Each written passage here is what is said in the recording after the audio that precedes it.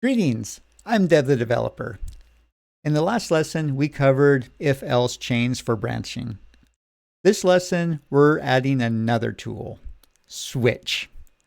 C# actually has two flavors of it, a classic switch statement and a more modern switch expression. We'll cover both, and by the end, you will know where each one fits and how to write them.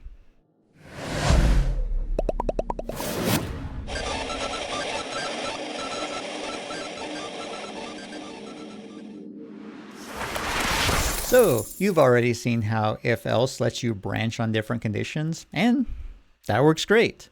But there's a specific situation where it gets noisy pretty fast, when every branch is checking the same variable against a different value.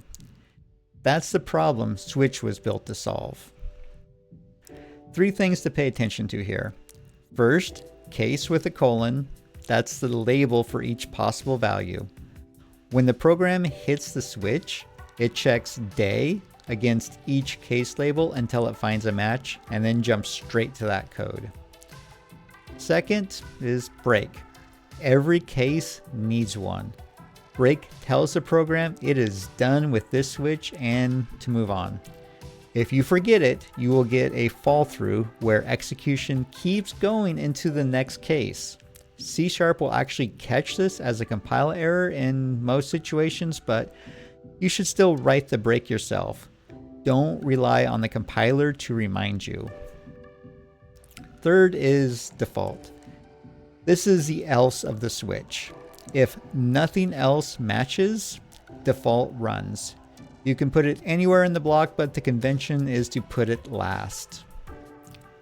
Here's something useful. You can stack multiple case labels before a single block of code when they should all do the same thing. Cases 1 through 5 all land on the same console write line. Cases 6 and 7 land on another.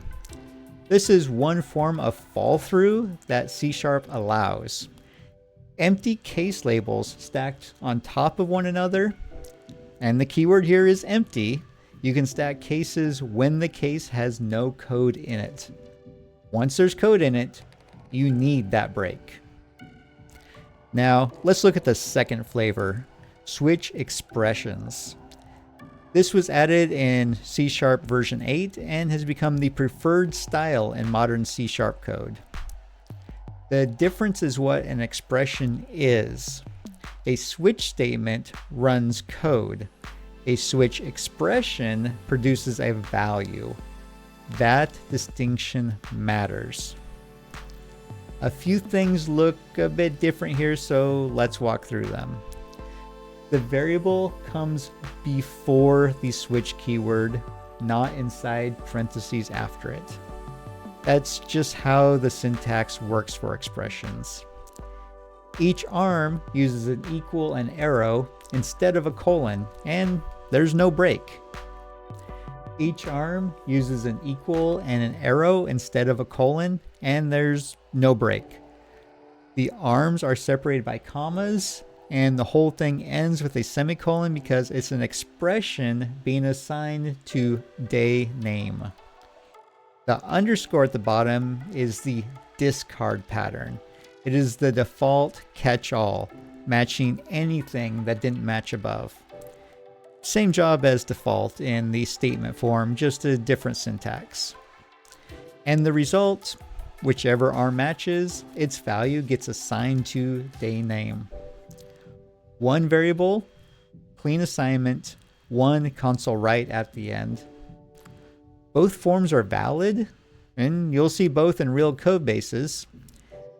In new code, the expression form is usually the clearer choice when you are mapping a value to another value. The statement form is still the right pick when each case needs to run multiple lines of code or do something more complex and return a single result. One thing worth saying, switch and if-else are not interchangeable in every situation. Reach for switch when you are checking one variable against a list of exact values. It reads cleanly. The The structure is obvious at a glance, and it scales well when you have a lot of cases. Stick with if-else when you are checking ranges, like score is greater than equal to 90, or when your conditions involve multiple variables, or when you only have 2 or 3 branches. A 3-way if-else is perfectly readable. A 3-case switch is not necessarily better just because it exists. The goal is code that is easy to read. Use whichever one makes the intent clearer.